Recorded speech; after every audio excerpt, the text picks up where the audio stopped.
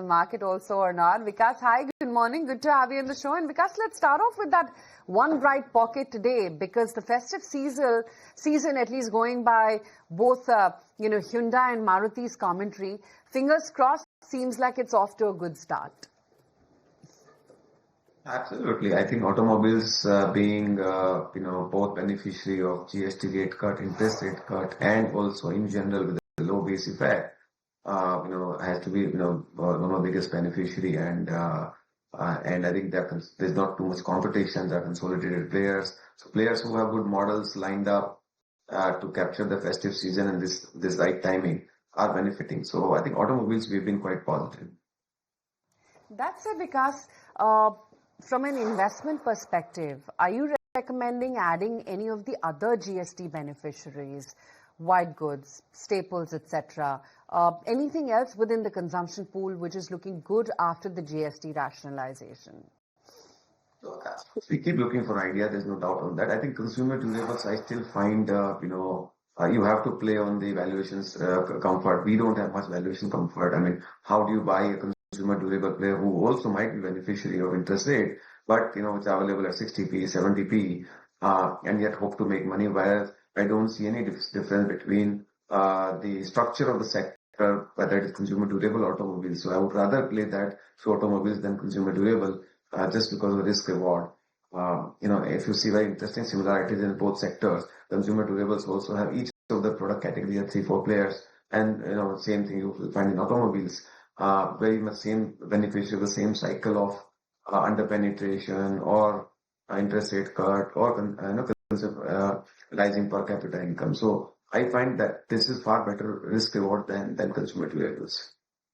Okay, Vikas, hi, morning. Want to get your sense on the entire IT pack, because the last time we interacted, you did say that you were expecting to see early teen returns from large cap IT. And now with this entire H1B news coming in from the US, where do you think this number could head? So see, I think with the post clarification, H1B is only incremental. So to that extent, I don't think it's very, very significantly negative. Any news, see, if you see in last many years, a lot of offshoring has gone up. IT companies have hired a lot of local people in the US. So it's not very big dependent. Tomorrow, let's say, even if these companies have to bear the increased cost of visa, the margins could be to the extent initially 20, 30, 40 basis points. But more importantly, they will pass on to the customers. So I think these are the things which, initially are, in my opinion, thankfully, it's not on the existing pool of the visa holders. So to that extent, I'd say it's quite immune. And anyway, incremental growth was not necessarily coming from people going there, but also more from offshoring and, using AI tools and digitization. So I think in that sense, I don't find it very, very big negative for, and that's the reason you will see, IT sector has not fallen significantly. And, I think for us, it does not change anything significant. The drivers of the IT sector continues to remain same as they were before.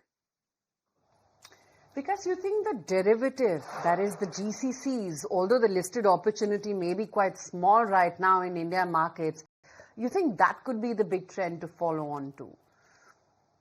Yes, GCC has been a big trend, irrespective of what has happened on H1 visa. If you see every year, we are having 100 GCCs coming about. If you go to Hyderabad, Pune, Bangalore, and even in now smaller cities like Indore and all, you are beginning to see global capability centers getting built.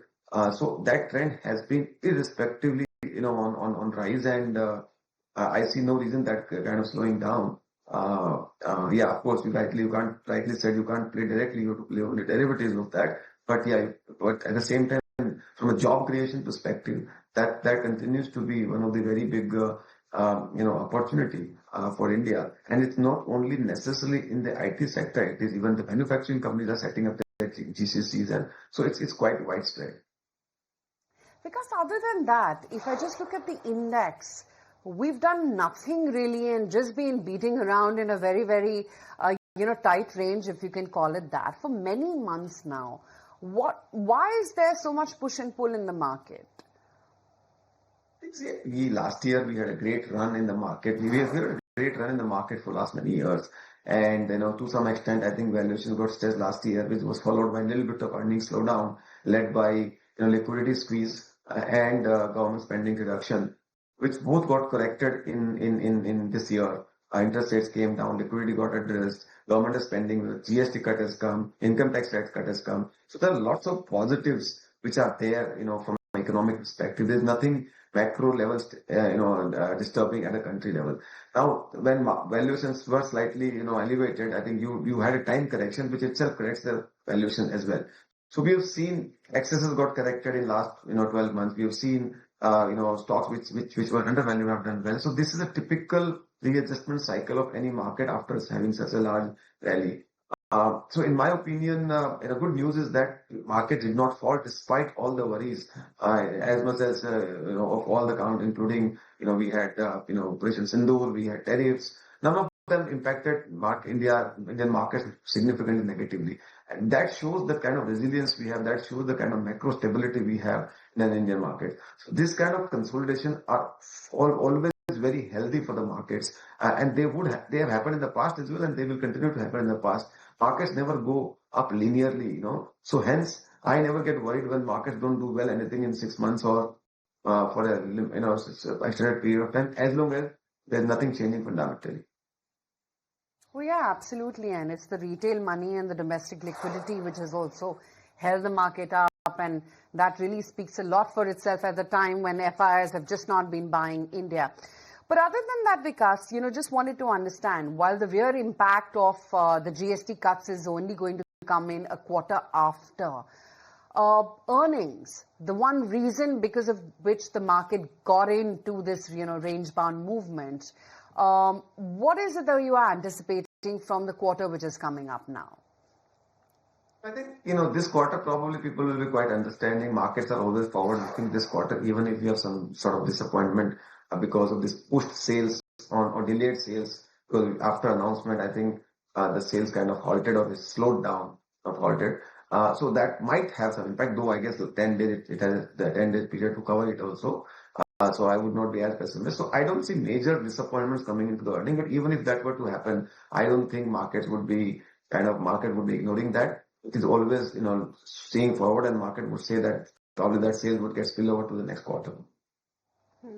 Vikas, just wanted to have your take on pharma as well, because we do believe that you are positive on the pharma space overall, but just like IT, Vikas, this whole H-1B visa thing came in as a surprise, and for pharma space as well, we keep hearing from Donald Trump saying that he is looking forward to lower the prices, and in the latest he's also talking about the Ozempic prices to be slashed further. What's your current take on the pharma space as an investor? How should one play the theme? Probably it's a slightly misunderstood concept when he says, I think, when he's saying he wants to bring down the prices down, that is more for innovative drugs. And, most of the Indian companies are doing only the generic drugs, right? So, and they are anyway far, far cheaper than anything else they can manufacture in the US. And India accounts for almost close to 40-45% of the market share in the US medicines and generic space. So, and it's not that Indian pharma companies are making some obscene margin from the selling in generic space in US. So even if they were to sort of tomorrow, and the fact that they've excluded pharma clearly shows that they know that there's no much scope for that, and it can have an impact on their healthcare system or overall availability of medicines in US. Hence, they have excluded that. And even if it were to come, I am sure Indian pharma companies will pass on that to that. I think regarding tariff, I was only one say that people think that it's a tax on India. It's not a tax on India. It's actually a tax on US consumer. None of the whether it is pharma or any other sector make more than 15-20% margins. So if they were to pass on entire margin, still US consumer will have to bear those extra tariffs. So I'm sure they will have to keep in mind the sensitivity of their own sector. And hence, I don't think pharma would be, in my opinion, covered. If at all they do it, it will be bad for their consumer. There might be temporarily some sort of impact here, but I'm sure it will get over. Okay, so that's the take coming in on pharma. An interesting point there you make about tariffs being a problem for the US consumer more than it being a problem for the world. But Vikas, thanks once again for joining us, and great speaking with you this morning. Thank you very much. Okay, let's take it across to the 10th annual JP Morgan conference, wherein my colleague Sajid is